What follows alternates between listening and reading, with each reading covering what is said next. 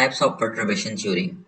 So in quantum mechanics, when system is disturbed by any means, यानी कि किसी भी तरह से, ये डिस्टर्ब जो है वो इंटरनली भी हो सकता है और एक्सटर्नली भी हो सकता है. The wave function psi and energy E of the system will may change. तो जब भी वो सिस्टम डिस्टर्ब होगा तो ऑफ कोर्स उसका वेव फंक्शन या एनर्जी जो है वो डिस्टर्ब हो सकते हैं. ठीक है, तो उसमें चेंजिंग्स आएंगे ही आएंगे.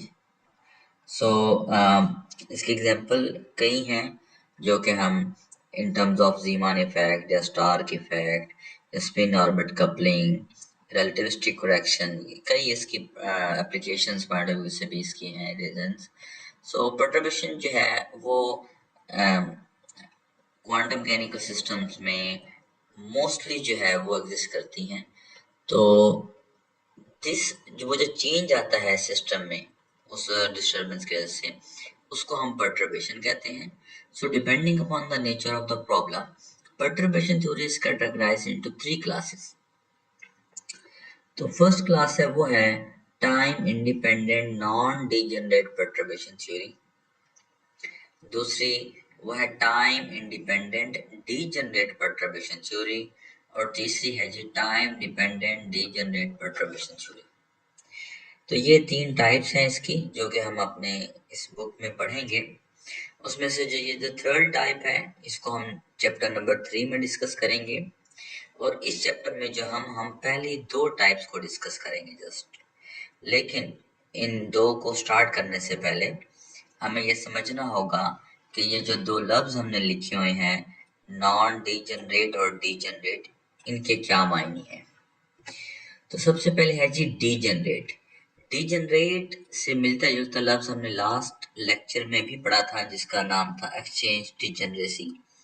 और उसका जो मुखफ़फ़ था, जो उसका कंक्लूजन था, वो ये था कि इन सिंपल वर्ड्स हम डिजेनरेट को कहते हैं जो चेंज ना होता हो या सेम रहता हो, जो इनवेरिएंट हो.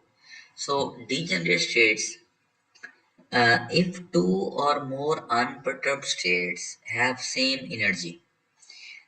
अगर 2 या 2 से ज्यादा स्टेट्स की जो एनर्जी जो है वो सेम हो. देखें ये लफ्ज सेम आ गया जो कि डिजेनरेट को रिप्रेजेंट करता है इन सिंपल वर्ड्स.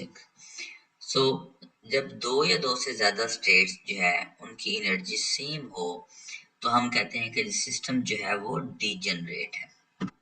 यानी कि एनर्जी की एक वैल्यू हो और वेव फंक्शंस की कई वैल्यूज हो.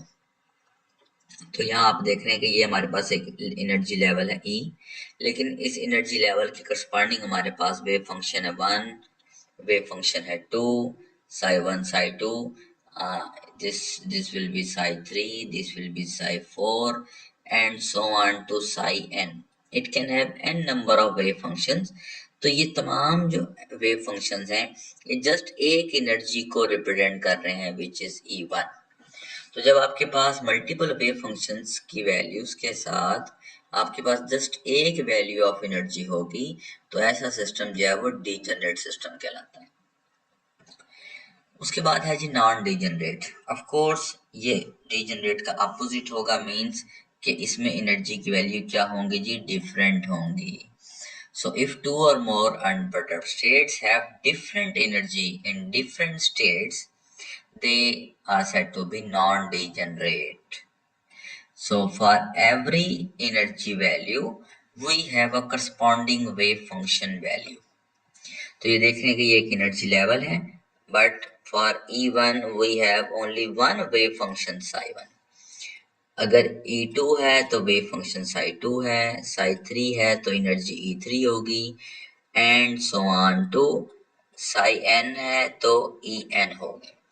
So for every value of wave function we have a corresponding value of energy. तो इसका मतलब होता है कि सिस्टम जो है वो नॉन डिजेनरेट है. तो सबसे पहले हम इनकी अब जो कैलकुलेशन हम अपने नेक्स्ट लेक्चर में स्टार्ट करेंगे वो हम इसी नॉन डिजेनरेट वाले केस से करेंगे. Means first of all we will study the time independent non degenerate perturbation theory. So I hope कि आपको कुछ क्लियर हुआ होगा. So before moving on you must try to understand the fundamental difference of degenerate and non degenerate.